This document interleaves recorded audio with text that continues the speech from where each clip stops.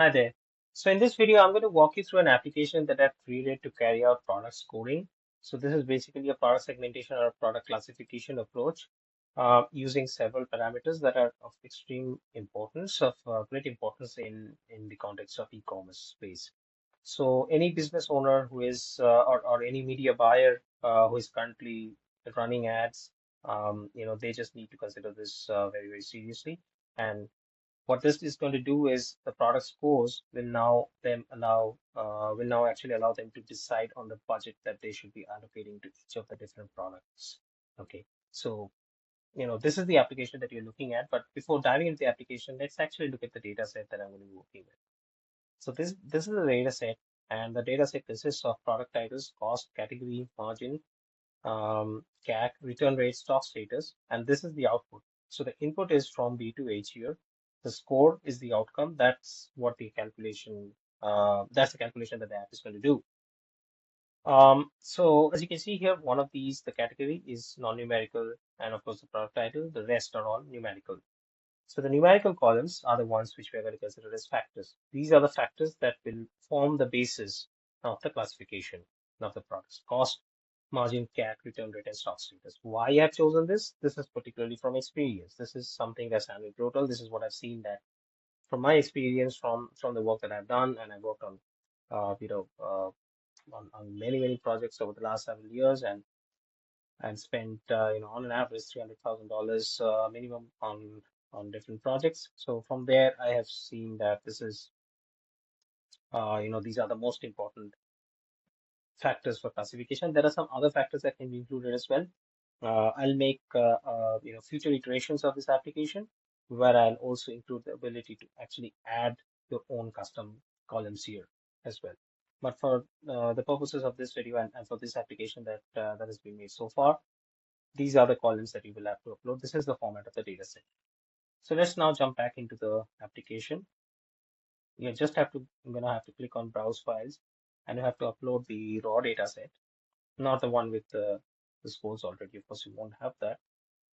I have that because I downloaded that. The second step is to input the factor weights. Now we have already discussed what the factors are, right? So apart from category, all of these are factors. Now we'll have to give weightages to each of these factors. What does that mean? That means that you are telling this algorithm or application how much importance you are assigning to each of these factors. For the purposes of this video, for this walkthrough, this illustration, I'm going to give equal weightage to each of these. Okay, now this is going to vary for your case. It's going to vary from case to case.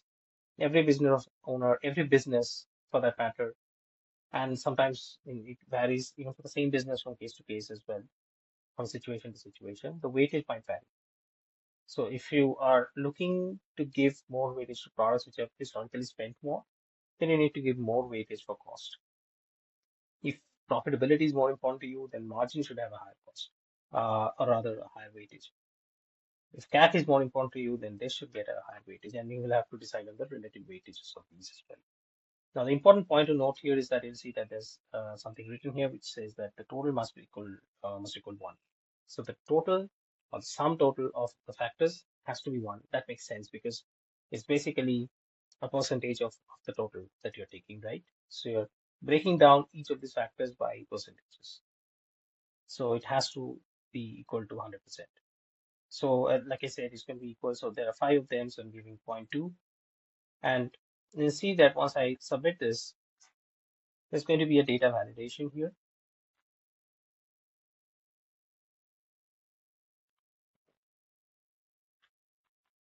Yeah, there you go. So weights are valid, meaning that it's actually validating the data. So if it's not going to be equal to 1, then you're not going to be getting this message here, which is the step 3 one. You will have to re-enter the values. So an error message will crop up. So now comes another part, which is the sub values. So you will have to provide the sub value mappings, which means that for each of these factors, they're obviously going to be having multiple levels, right? There are multiple tiers for each of these factors. You will have to provide the values, the intervals and the associated scores for that. Based on that, this algorithm is going to simply look at, hey, what is, for each particular product, what is going to be the score, right? For that particular column or variable. So what I mean is, for instance, you can see that it varies from as low as 20 and it goes up to 1500, cost across all products. So you will have to divide this range between 20 to 1500 into several intervals. And then for each of these products, this algorithm is going to recursively figure out what is that score individually. You have also assigned the scores for each of those intervals. It's now going to figure out what is going to be the score for cost for that particular product. And it's going to do the same for each of these variables for each of these products. I hope that makes sense. It's not rocket science, it's a simple thing. It's something doable on the Excel also. It's just going to be faster here. There are so many inputs to provide. And this, by the way, actually brings us to one of the limitations of this approach. I said that I'm going to be talking about this, and this is the first limitation. The first major limitation is that there's this lot of inputs that you have to provide. You will have to define the intervals and the scores for each of these factors and their subvalues. So you've already provided the weights. Now you have to provide the intervals. So I've got some values written with me here, some dummy values. And this is something that actually requires some thinking. And here's why. You see, I just get the example of cost, right? So it varies from 20 to 1500. Now, suppose you have broken down the intervals, but you have mistakenly taken it only up to say 1200, right? Or say 1000. Then what happens is anything above 1000 and 1200. So your highest interval is still 1000, and you have given scores for all the intervals up to that. But then what happens to these products which are above 1000, right? Which have spent above 1000? Then they just get left out. That's the problem. So you will have to classify the intervals such that all the products get covered and they get scores. All right. And more importantly, they cannot be haphazard also. You have to maintain a certain degree of uniformity as much as possible between the intervals. Okay. That's going to make the classification scientific. So this is the problem with this. This is a part which is manual with this kind of a method. Okay. The more advanced method actually involves machine learning, which does not require any of these inputs. It does its own classification. Okay, so those are called clustering methods. But this is the more common method and just showing the one, and this is an application. This is good for starting out. And if you want to have more control over it, this is better. If you want to decide that, okay, I know exactly what are the intervals that there should be, then nothing like it. Go with it. So yeah, if this is how I'm going to fill it up from here. It's going to take a little while, but I just wanted to do this in front of you. And cost minimum one. We're going to give it to 1500, right? Because 1500 is the highest, and we're going to give a score of 50. These scores here, these can be entirely up to you. Okay. So you'll see that the high score is 50. In this case, the last time that I ran, which you'll see in the data set, this was actually probably given up to 60 or 100, something like that. So that's why it has changed. So it doesn't matter really. It's just that you will have to assign the scores, and accordingly, the algorithm is also going to assign scores to the products. So for margin, it's 0, 30, 10.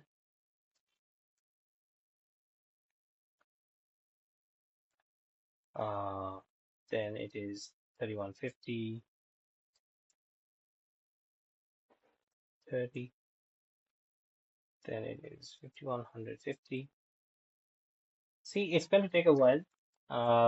You will have to decide the sub-value mappings. But like I said, if you have got a clear idea about what kind of intervals you really should be looking at and how much each interval really means to you, then this is definitely the one to go for.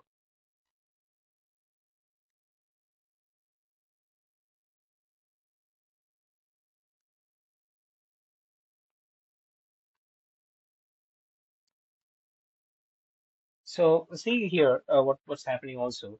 Then as the cost is increasing, the score is increasing. So that makes sense because you're going to have to look out for products which have the tendency to spend more, which the platform is actually spending more. So you want to give more weightage to products which have more historical data. So that makes sense. Similarly for margin, the higher margin products get a higher score. For CAC though, you see what's happening from 0 to 20, it has a score of 50. So the lower the CAC, the higher is the score. That makes sense, right? So You can see as the CAC is going to go down, as the CAC is increasing from 0 to 100, uh, 0 to 200, the score is actually decreasing. So now we have 30 here, and then 101 to 200 is 20, is 10. Now for return rate, again, as the return rate increases, that means that's a bad thing, right? So once again, the lower return rates have a uh, better score. So 0 to 5, that gets 50, 6 to 15, that gets 30, and this is 16 to 50, that gets 10. Finally, we have stock status. Similarly, if the stock is going to be higher, you're going to get a higher score. So it's going to start from the bottom, as you can see. So if you have a higher stock status, I think this is not correct. I think there's been a mistake here. So the stock status, if you have a higher stock status, then obviously you should have a higher score, right? So let's go with the opposite with this one. So this is 16. The stock status max is 30, and should move to 30. And finally, if it is 31 to 100, you should clearly check whether all of these are getting tracked or not. So you can see that it is getting covered. So stock status maximum is up to 60. So this is going to be trackable, right? Because you are covering 100 is going to cover 60, of course. So you're going to get 50. So you can submit the sub value mappings now, and you can see that the sub values are valid, and then you can click on calculate scores.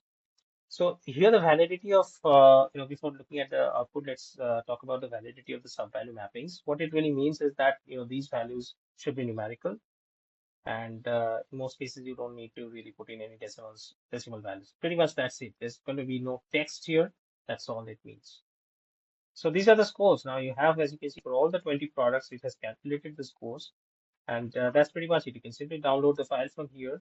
Okay, download a CSV and you'll get an output like this. You can see the output is different because, like I said, the scores were given differently. You can see the score here, goes up to 68, I think. So this was something like maybe up to 100 or something. So that's why the scores are different. And as you can see here, so 34 is probably the highest score that is there. And you'll see that that has also got the high score here in both the cases. So it depends. I mean, if you take out the scores a little, if you take the ranges a little bigger, then there's going to be more variability. The variability is going to be captured better. So for instance, you can see that there are a lot more values with similar sort of values, right? A lot more products. So from it's probably better to take actually scores from 0 to 100. It's going to give you a better distribution. Okay. So all of these factors, like I said, that's the complication of the system, this approach. There's just a lot of factors that you have to keep in mind while assigning the scores. So that actually brings us. So what do you do after this? First of all, so if you were to follow this method, you will have to now decide, how much budget you assign. Right? You can actually see that you have different levels of scores, and you can decide, okay, that the higher values, the higher scores should be assigned different values, right? You can actually create another system like this, another minimum and maximum tires or intervals for the budgets. That okay, if the score varies from this to this is the percentage of budget that should be spent. If it is from this to that, the next tire, then that percentage of budget, and that's how we can get the total 100% budget distribution. So that's one way of looking at it. Also, like I said, you can take the score range from instead of 0 to 50, you can take it to 100 so that there's going to be more variability. So, for instance, 34 here for high-end watch and 34 also from premium shoes. But when it had a slightly higher range of scores, you see that premium scores were getting a little lower score than high-end watch. So that smaller variability is captured better when you have a higher range of scores. The interval is bigger. But what is the overall takeaway from this? The overall takeaway is that you will have to input all of these sub-value mappings yourself, and you will have to decide what is the score that you should assign for each interval. But what if there were a better way of doing this? And one of the better ways of doing it is to actually allow machine learning algorithm to find out patterns within the data itself and come up with their own clustering.